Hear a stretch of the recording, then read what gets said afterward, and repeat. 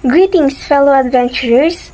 I am Maresa Ordonia, a student of Bachelor of Secondary Education major in Science at Pangasinan State University, Urdaneta City Campus, and I will be your tour guide for today.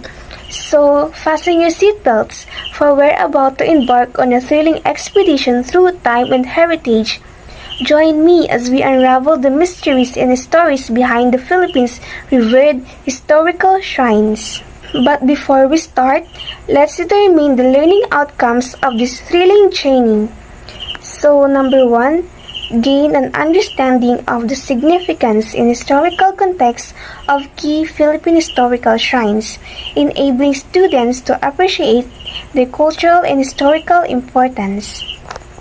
Number 2, learn critical evaluation techniques to assess the preservation and presentation of historical shrines, equipping students with the skills to analyze and improve the management of these sites. And also number 3, explore strategies for promoting Philippine historical shrines as cultural and educational assets, providing participants or students with insights into effective outreach and engagement methods to raise awareness and support for these heritage sites. And of course, I also prepared a mini game. You can try to answer these 3 jumbled letters as it is also connected to our topic. And the clue is Philippine historical shrines.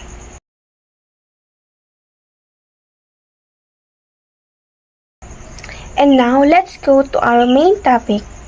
So, the Philippines, a country with a rich and diverse cultural heritage, is home to numerous shrines that hold significant historical, religious, and cultural value.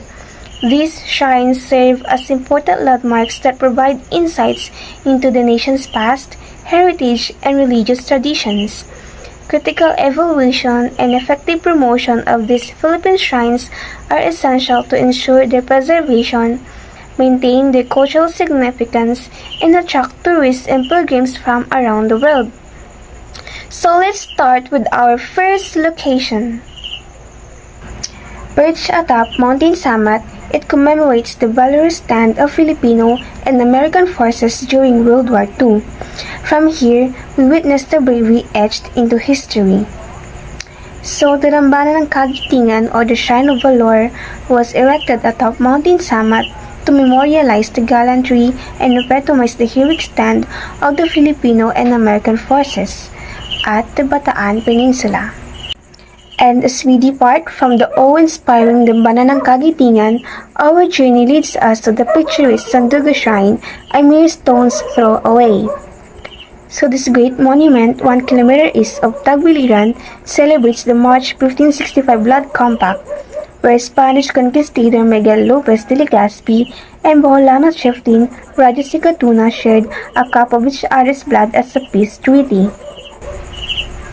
And leaving behind the echoes of the Blood Compact, we now venture towards the historic Fort Santiago. Follow me as we walk through the annals of time. So the exact spot where Fort Santiago now stands was once a Muslim kingdom ruled by a chieftain named Raja Sulaiman. When the Spaniards landed in Philippines in 1571, they destroyed the site and built a fortress instead, naming it after Spain's patron saint, Saint James or Santiago in Spanish. The structure served as their defense fortress. From the fortress walls of Fort Santiago, we now shift gears towards the coastal beauty of Leyte Landing Memorial. Our next stop beckons with the promise of liberation.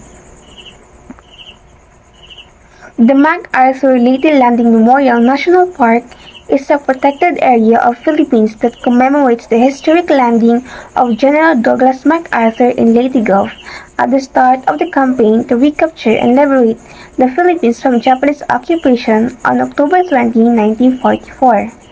Stepping away from Leyte's shores, our journey meanders towards the urban pulse of the EDSA Shrine. Join me as we embrace the recent chapters of our history. The Archdiocesan Shrine of Mary, Queen of Peace, or the EDSA Shrine, was built on 1989 on the donated land to commemorate the People Power Revolution. The shrine is the site of two peaceful demonstrations that toppled President Ferdinand Marcos or the People Power Revolution or the EDSA I in the year 1986 and Joseph Estrada, the EDSA Revolution of 2001 or the EDSA II. As we bid goodbye to EDSA's serene aura, our path winds towards Renata's soul-stirring Rizal Monument. Let's walk in the footsteps of our national hero. This landmark is the most recognizable monument in Luneta. The Rizal Monument serves as a meaningful national heritage for Filipinos, commemorating the heroic act of Jose Rizal to his country. Leaving behind Luneta's embrace, our journey carries us to the spiritual sanctuary of the Minor Basilica of the Holy Child. Follow along as we delve into the spiritual heart of Cebu.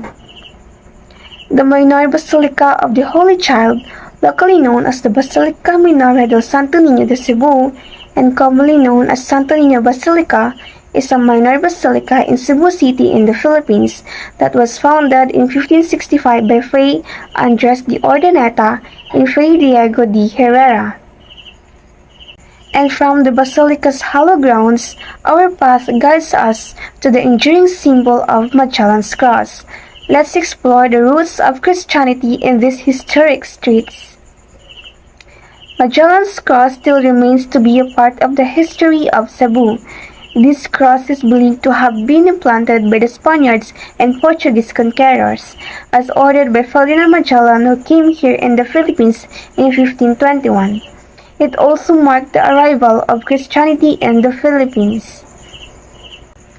Moving onward from the cross, our journey ascends to honor Sultan Kudarat's legacy. Join me as we pay tribute to a valiant defender of faith and freedom. This statue of Sultan Kudarat was created by Jose M. Mendoza in 1973. Muhammad Dipatuan Kudarat was the Sultan of Mindanao during the first half of the 17th century. He united the Muslims of Lanao, Cotabato, Davao, Sulu, Zamboanga, and North Borneo, and resisted bitterly the Spanish invasion of his domain. He was a fearless fighter and Filipino hero in defense of Islamic faith and Philippine liberty. Kudarat died around 1650. As our odyssey continues, our footsteps echo towards the Aguinaldo Shrine. Here, we close the chapter of our historical pilgrimage. Aguinaldo Shrine in Palanan is a historic place where the first president of the Philippine Republic, General Emilio Aguinaldo, surrendered to the American forces, thus ending the Philippine Revolution in March 1901. And that's the end of our adventure towards the Philippine historical shrines. Let's now proceed to the ways on how to promote and to preserve them.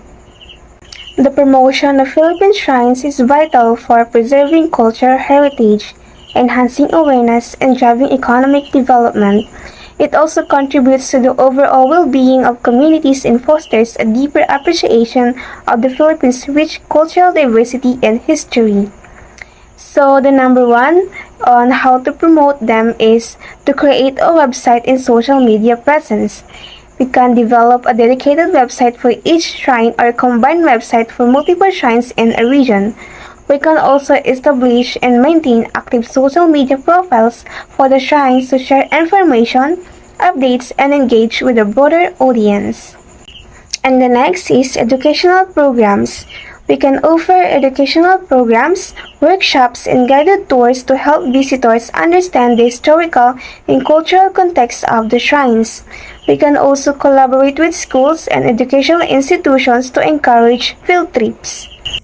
So, number 3, marketing materials. We can develop brochures, pamphlets, and promotional materials showcasing the shrine's history, significance, and accessibility.